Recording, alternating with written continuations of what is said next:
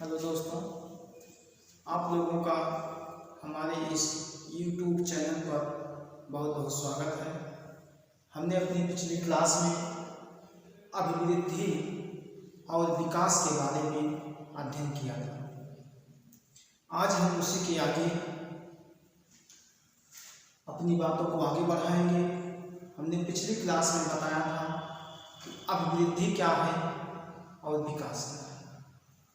अभिवृद्धि में हमने बताया था कि अभिवृद्धि की प्रक्रिया जब से बच्चा माँ के गर्भ में जाता है तब से लेकर 18 से 20 वर्ष तक की अवस्था अभिवृद्धि की प्रक्रिया होती है। इसके अंतर्गत हमने बताया था आपको बच्चे के शारीरिक अंगों में वृद्धि होती है। इस वृद्धि को हम देख सकते हैं, इसको माप तौल सकते हैं, ठीक है ना। वहीं पर हमने विकास को बताया था। विकास की प्रक्रिया बच्चे के गर्भावस्था से लेकर बच्चे के जन्म तक चलती रहती है जब तक कि बच्चा खत्म नहीं हो जाता है। कहने का मतलब विकास एक ऐसी प्रक्रिया है जो आजीवन चलती रहती है, कभी खत्म नहीं होती है। हाँ, ये जरूर है कि विकास की प्रक्रिया कभी धीमी तो कभी तीव्र होती है, लेकिन यह कभी खत्म नहीं होती है। व्यक्ति के आजीवन चलने वाली प्रक्रिया विकास है। और अभिवृद्धि 18 से 20 वर्ष तक चलती है, उसके बाद अभिवृद्धि की प्रक्रिया रुक जाती है। तो आज हम उसी के आगे शुरू करेंगे कि विकास के सिद्धांत क्या है। हमने विकास बताया था, विकास का सिद्धांत क्या है, ठीक है ना। तो विकास के सिद्धांत के बारे में हम अध्ययन करेंगे। सबसे पहले हम जानेंगे कि विकास के सिद्धांत क्या है, सिद्धांत कैसे प्रभावित करते हैं विकास को, ये सब चीजों का हम अध्ययन करेंगे। तो चलिए शुरू करते हैं आज का अपना टॉपिक, विकास का सिद्धांत। विकास का पहला सिद्धांत है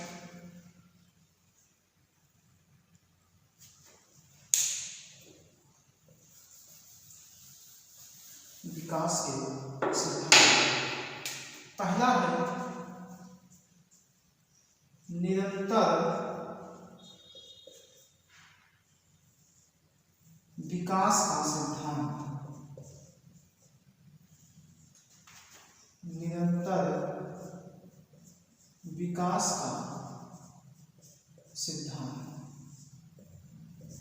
हमने आप लोगों को बताया था कि विकास की प्रक्रिया बच्चे के आजीवन चलती रहती है, कभी खत्म नहीं होती है। विकास की प्रक्रिया जो है, जब से बच्चा माँ के गर्भ में जाता है, माँ के गर्भ में जब से बच्चा जाता है, अर्थात गर्भावस्था से लेकर मृत्यु तक, बच्चे की मृत्यु तक यह प्रक्रिया चलती रहती है। कहने का मतलब विकास की प्रक्रिया आजीवन चलती रहती है, निरंतर चलती रहती है, कभी रुकती नहीं है। हाँ, इसकी गति धीमी तेज हो सकती है। कभी किसी अवस्था में विकास की प्रक्रिया धीमी हो जाती है, कभी तीव्र हो जाती है, लेकिन विकास की प्रक्रिया निरंतर चलती रहती है। हमने एक परिभाषा भी आपको बताया था, स्किनर महोदय ने कहा था विकास निरंतर चलने वाली प्रक्रिया। किसका कथन था? स्किनर महोदय का। दूसरा है आपका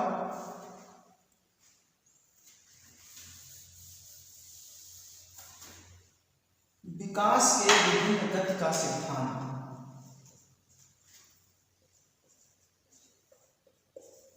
विकास के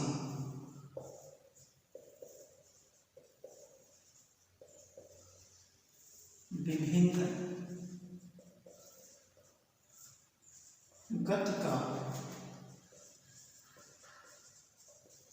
सिद्धांत।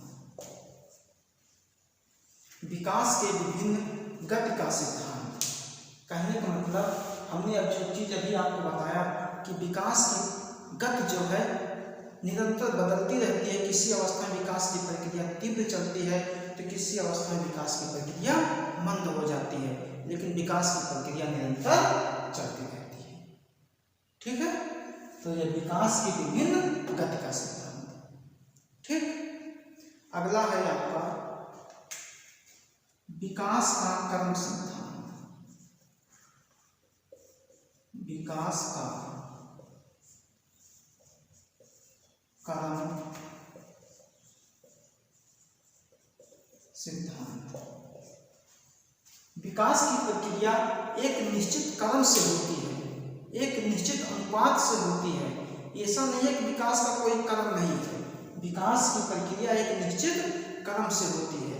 क्रम क्या है, आपने पढ़ा होगा, अगर एजुकेशन विषय आप लिए होंगे, पढ़े होंगे पहले कि विकास की प्रक्रिया एक निश्चित क्रम से चलती है। विकास का दिशा सिद्धांत आपने पढ़ा होगा।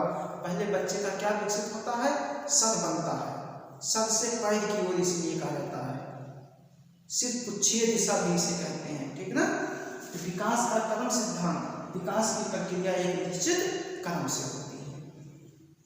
समझ में आया? अगला हमने पहला आपको बताया निरंतर विकास का सिद्धांत भी बताया था। पहला निरंतर विकास का सिद्धांत, दूसरा विकास का विभिन्न गति का सिद्धांत, तीसरा विकास का क्रम सिद्धांत। अगर कोई आपसे ये प्रश्न पूछे, चलिए ठीक है, एक हम प्रश्न इसमें दे रहे हैं।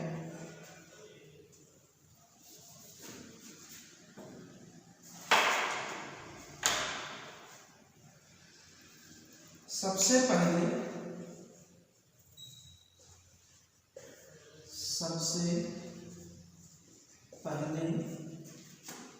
विकास की अवस्था में कोई बच्चा, सबसे पहले विकास की अवस्था में कोई बच्चा किन शब्दों का उच्चारण करता है? कोई बच्चा किन शब्दों का उच्चारण करता है? आपका विकल्प है संज्ञा सर्वनाम, विकल्प है आपका संज्ञा, पहला विकल्प है। दूसरा विकल्प है सर्वनाम, तीसरा विकल्प है क्रिया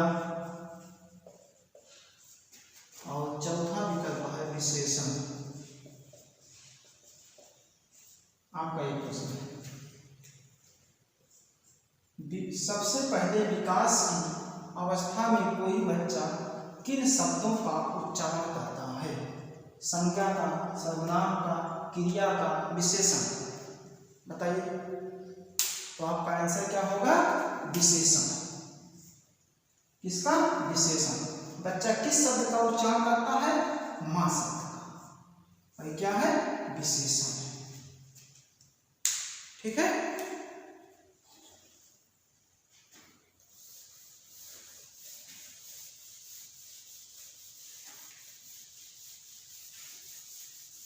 आगे है विकास का दिशा सिद्धांत।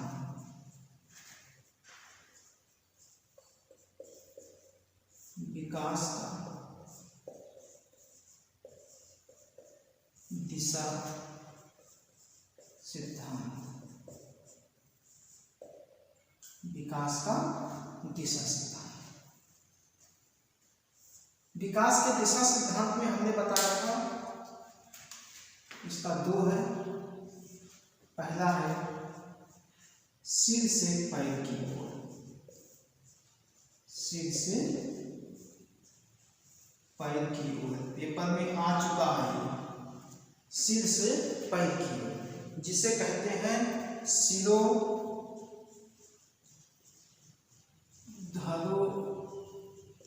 मुखी दिशा, सिरोधरोमुखी दिशा भी कहते हैं इसे। सिर से पैर की ओर, सिर पुच्छीय दिशा भी कहते हैं। सिर पुच्छीय दिशा भी इसे कहते हैं। और दूसरा है आपका केंद्र से परिधि की ओर, केंद्र से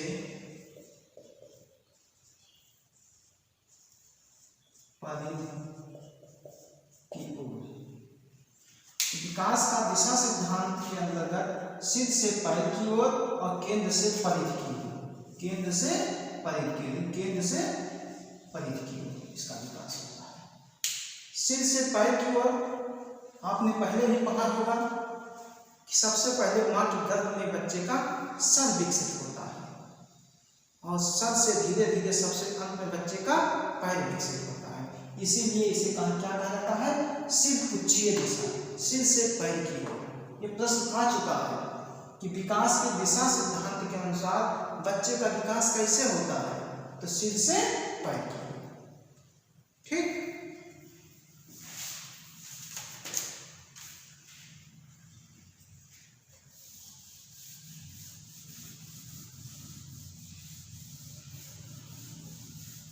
अगला है परस्पर संबंध का सिद्धांत।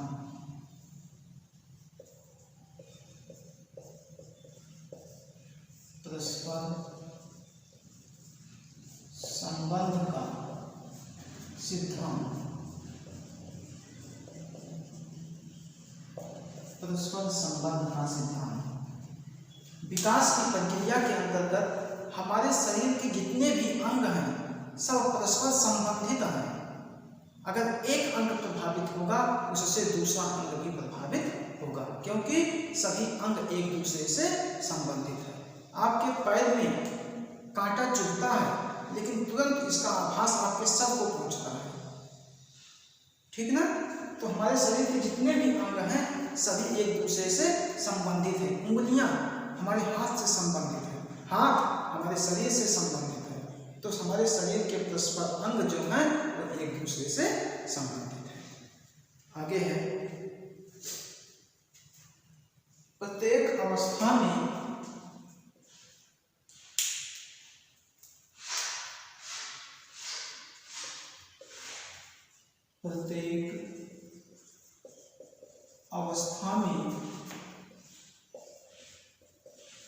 विशिष्टता का सिद्धांत,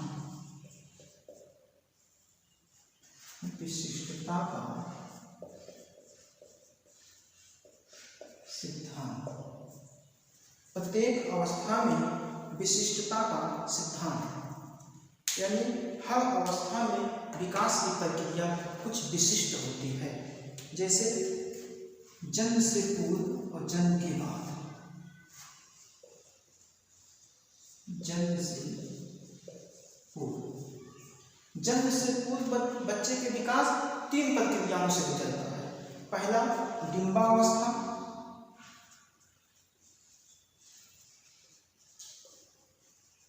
डिंबावस्था, दूसरा भ्रूणावस्था, डिंबावस्था, भ्रूणावस्था और तीसरा है आपका शिशु अवस्था।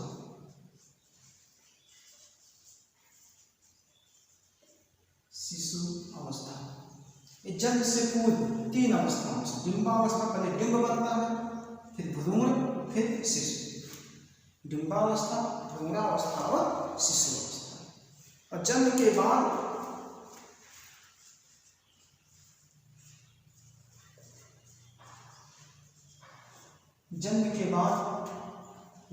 पहली अवस्था कौन सी है? आप लोगों ने पढ़ा है नवजात अवस्था।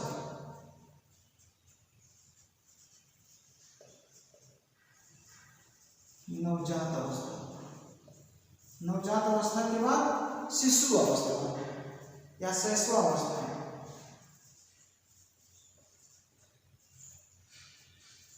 शैशवावस्था, फिर बाल्यावस्था,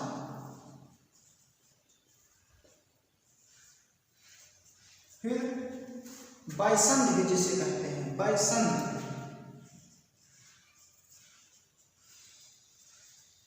फिर किशोरावस्था,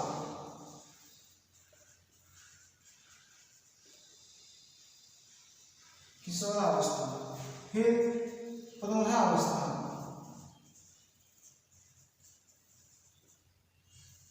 फिर वृद्धावस्था,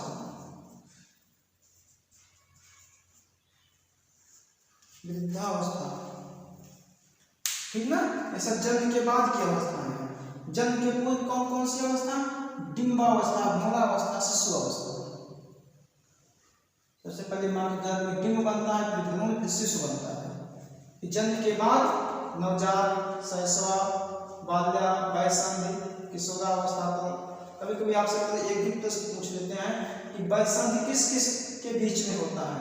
तो वैसंधि अवस्था बाल्यावस्था और किशोरावस्था के बीच में होता है, ठीक है।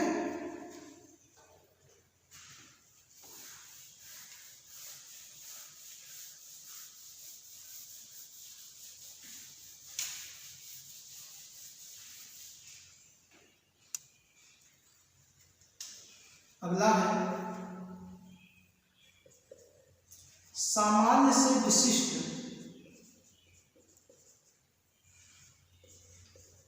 सामान्य से विशिष्ट,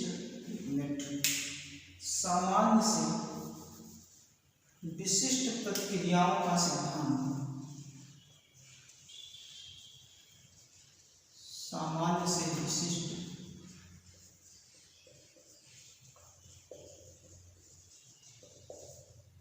प्रतिक्रियाओं का सिद्धांत। सामान्य से विशिष्ट प्रतिक्रियाओं का सिद्धांत। आप लोग देखे होंगे कि कोई बच्चा जब छोटा सा होता है, शैशवावस्था में होता है, तो किसी चीज को पकड़ने के लिए वो अपने पूरे शरीर को हिला देता है। पैर को हिलाता है, हाथ को, सर को, अपनी आंख की भौं को पकड़ने के लिए। फिर उसके बाद तब उंगली से पकड़ता है। यानी पहले सामान्य रूप से वो अपने शरीर की सारी गतिविधियां करता है। किसी चीज को पकड़ने के लिए जैसे जैसे हाथ फैलाता है, उससे अपना पैर पटकता है, अपना सर इधर उधर करता है। लेकिन वही बच्चा जब बड़ा हो जाता है तो किसी चीज को पकड़ने के लिए आराम से केवल अपनी उंगली से उसे पकड़ लेता है। ना तो सर हिलाता है, ना तो अपना पैर हिलाता है। इसीलिए कहा गया है कि विकास के सिद्धांत के अंतर्गत सामान्य से विशिष्ट प्रतिक्रियाओं का सिद्धांत। पहले बच्चा सामान्य रूप से गति करता है, फिर विशिष्ट क्रिया करने लगता है। किसी चीज को पकड़ने के लिए तो उंगलियां का प्रयोग करता है, बस पूरे शरीर की गतिविधियां वो नहीं करता है। तो विकास के सिद्धांत के अंतर्गत सामान्य से विशिष्ट प्रतिक्रियाओं का सिद्धांत, ठीक है ना। आगे है भविष्यवाणी का सिद्धांत। भविष्यवाणी का सिद्धांत। कोई छोटा सा बच्चा है, उसकी गतिविधियों को देखकर हम बता सकते हैं कि यह बच्चा आगे क्या करेगा, आगे कैसे होगा। शैशवावस्था, बाल्यावस्था में किसी बच्चे की गतिविधि को देखकर हम बता सकते हैं कि यह बच्चा आगे किस प्रकार का हो सकता है। इसीलिए कहा गया है कि भविष्यवाणी का सिद्धांत, देखकर उसके बारे में बताना, ठीक है। फिर अगला है आपका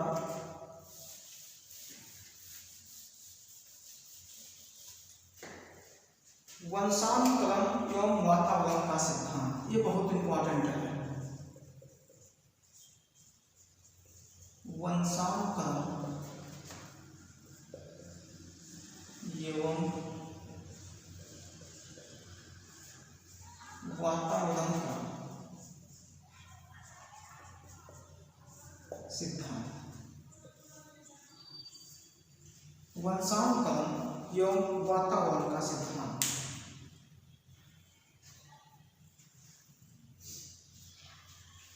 पहले तो आप ये बताइए कि वंशानुक्रम क्या है, वातावरण क्या है। वंशानुक्रम क्या है, वातावरण क्या है। एक लाइन में आप जानिए, कभी नहीं भूलेंगे। वंशानुक्रम जो है ये वातावरण है पूरा बड़ा सा। हम जहां पर हैं हमारे चारों ओर जो कुछ भी इस संसार में है वो सब वातावरण है, ठीक ना। इस संसार में हमारे चारों ओर जो कुछ भी है और जो हमें घेरे हुए हैं वो वातावरण है। और वंशानुक्रम क्या है? वंशानुक्रम क्या है? वंशानुक्रम आप पढ़े होंगे कि पीढ़ी दर पीढ़ी 2 या 2 से अधिक पीढ़ियों के गुण जो बच्चे में पाए जाते हैं उसी को हम क्या कहते हैं? वंशानुक्रम कहते हैं। तो समझ में शायद आ गया होगा वंशानुक्रम क्या है और पर्यावरण क्या है। अच्छा, एक चीज और हम बताएं, एक चीज और कि वातावरण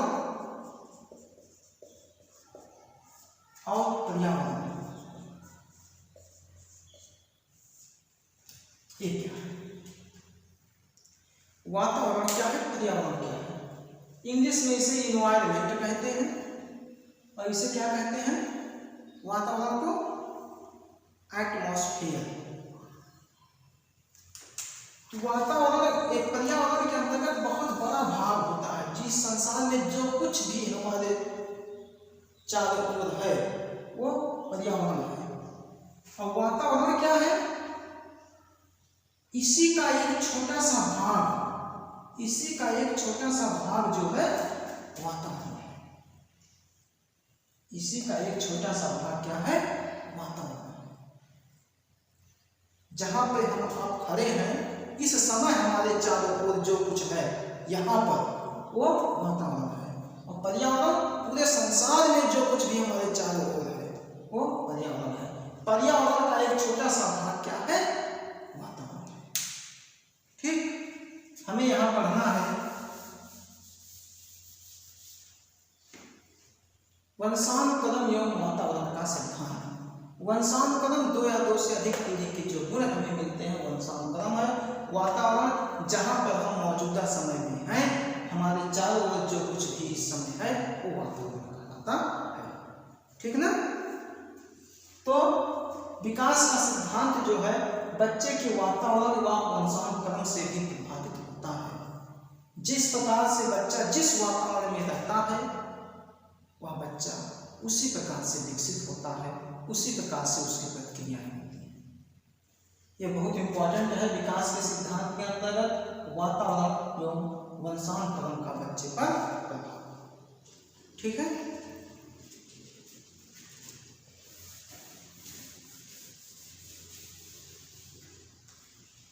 तो ये कुछ विकास के सिद्धांत हुए, एक बार फिर हम रिपीट करना चाह रहे हैं। विकास का पहला सिद्धांत निरंतर विकास का सिद्धांत, समान गति का सिद्धांत, विकास की भविष्यवाणी की जा सकती है, और वंशानुक्रम वातावरण का सिद्धांत, ठीक ना। प्रत्येक अवस्था में विशिष्टता का सिद्धांत, सामान्य से विशिष्ट का सिद्धांत, ये सब हमने विकास के सिद्धांत के अंतर्गत अध्ययन किया। सबसे इंपॉर्टेंट है विकास के सिद्धांत में विकास का दिशा सिद्धांत। प्रश्न आपका आता है कि विकास के दिशा सिद्धांत के अनुसार बच्चे का विकास कैसे होता है, तो आपका आंसर होगा सिर से पैर की ओर।